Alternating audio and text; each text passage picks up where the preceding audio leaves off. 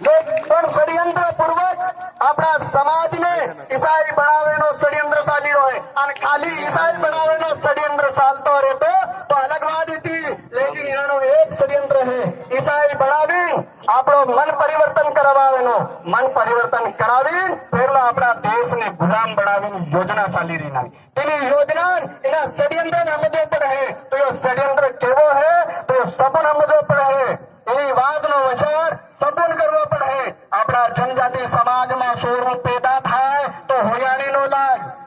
સોરાના વાળ પેલખા કાપવા હોય તો કાકો વાળ કાપે, ફોઈ વાળ ગેલે, સોરાનું નામ પાડવું હોય તો ઘેરના નામ પાડે,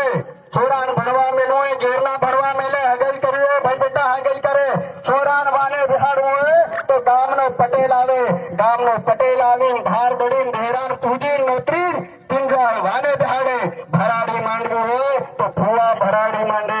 ગામનો પટેલ આવે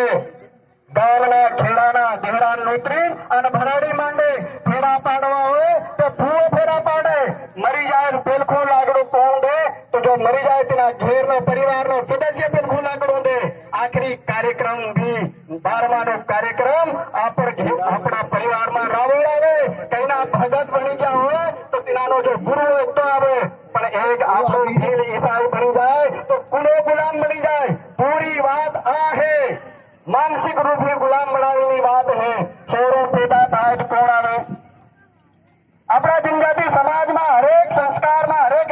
અલગ અલગ વ્યક્તિનો અધિકાર કેમ કે હંગલા ભેગા મળીને કરવાનો, હંગલા ભેગા થઈને પરિવારને સલાડે, પણ જબ એક આપણો જનજાતિ ભીલ આદિવાસી